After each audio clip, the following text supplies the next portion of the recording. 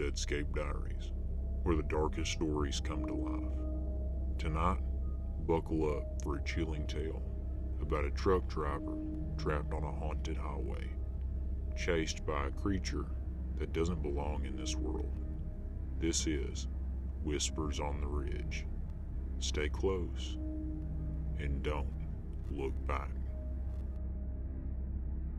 I've driven trucks for over a decade, hauling freight across endless highways from sun-baked deserts to icy mountain passes. I thought I'd seen it all until that night. It started as a routine run. I was hauling a load of machinery from a factory in Montana, heading south toward Colorado. The road was long and lonely, nothing but asphalt cutting through the dense forests on either side. My rig was my home, my fortress, but that night, it felt more like a trap. The sun was setting, painting the sky with bruised purples and reds. I was cruising along a stretch known locally as Whisper Ridge, a narrow, winding highway notorious for accidents and disappearances. I'd heard the stories, but I shrugged them off as local myths.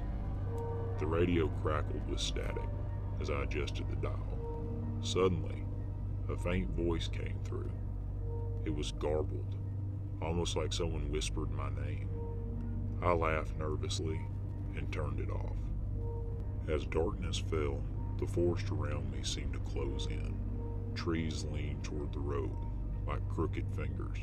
My headlights barely cut through the fog that was rolling in thick and fast.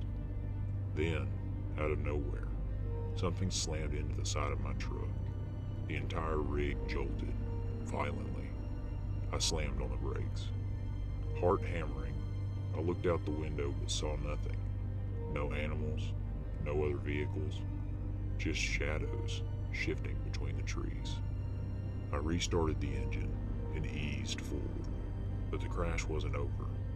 Suddenly, a massive shape lunged at my truck's windshield.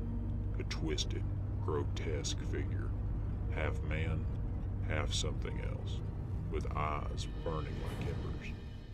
I slammed the horn and floored the accelerator, tires screeching on the wet pavement.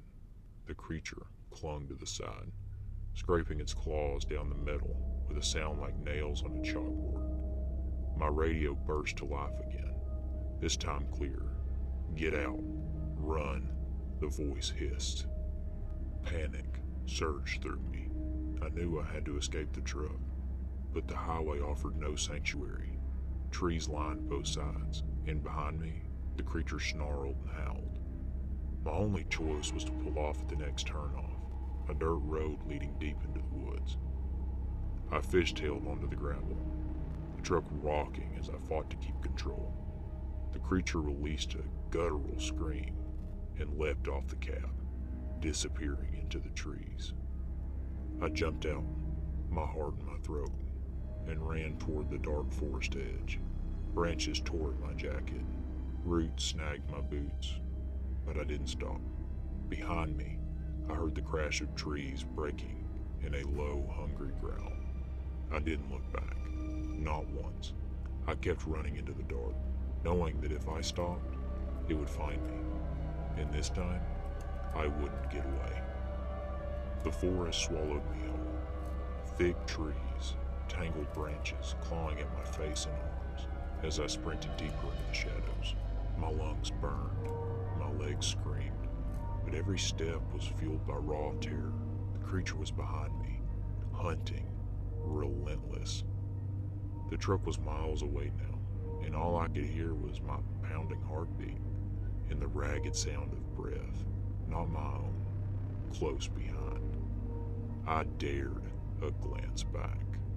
Eyes glowing like hot coals in the blackness, piercing through the fog. It was fast, impossibly fast, closing the distance with every desperate step I took.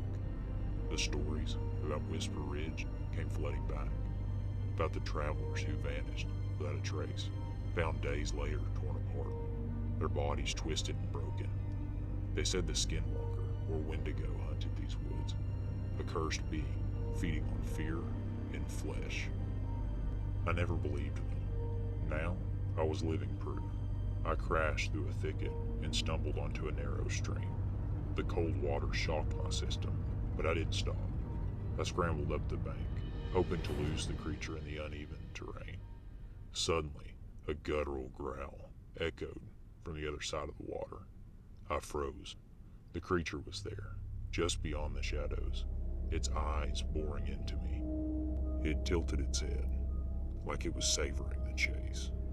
I remembered the voice on the radio, "Get out, run," and prayed it wasn't too late. My mind raced. I had to find shelter, but the forest was a maze of darkness. Every shadow could be the last thing I saw. I forced myself to keep moving, stumbling over roots and rocks until I reached a small clearing. The moon peeked through the clouds, casting pale light on a crumbling cabin. I didn't hesitate. Bursting through the broken door, I slammed it behind me and wedged a heavy plank against it. My chest heaved, sweat and blood mixing on my skin. The cabin smelled of rotten mold. Dust covered everything. I found a rusted old lantern and struck a match. The tiny flame flickered weakly. In the dim glow, I saw strange symbols carved into the wooden walls. Circles, lines, and jagged shapes. A crude warning, maybe a desperate plea. Suddenly, the floor creaked beneath me. I stepped back, just in time, as a rotten floorboard gave way, revealing a dark hole. From somewhere deep below, I heard a faint scratching, like claws digging into earth. The creature was here, and I wasn't safe. I gripped my knife and waited. The air grew colder, heavier, and then the scratching stopped. Silence. Too much silence. The silence in that cabin pressed down on me like a weight, thick and suffocating. My hands trembled around the knife's handle as I stared at the dark hole in the floor. Whatever was down there wasn't just lurking, it was waiting. The air grew colder, breath frosting in front of me. The symbols on the walls seemed to writhe in the flickering lantern light, twisting like living things. A low growl rumbled beneath the floorboards. I could feel the ground vibrate with each breath the creature took. I wanted to run, but the cabin door groaned and then slammed with a force that shook the walls. The creature had found me. Frantically, I tried to shove the plank tighter, but it splintered under the crushing blow. The door burst open, and the creature stepped in, a twisted nightmare, with skin stretched tight, burning eyes, and claws that scraped the wooden floor. I backed away, heart hammering, but the floor beneath me cracked and gave way. I tumbled into the darkness. I landed hard in a narrow pit, the smell of earth and decay choking me. The lantern shattered above me, plunging me into near total blackness.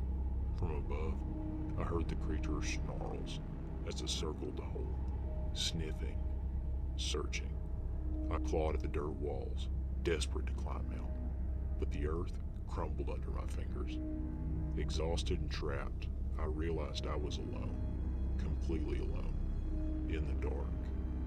The creature's growl grew louder, more impatient, and then, just before it descended into the pit after me, I heard it whisper one last thing.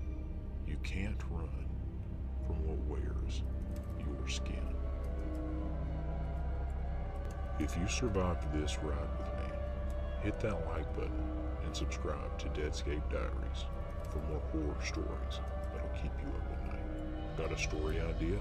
Want to share your own creepy encounter? Drop it in the comments below. Until next time, keep your eyes open and your doors locked.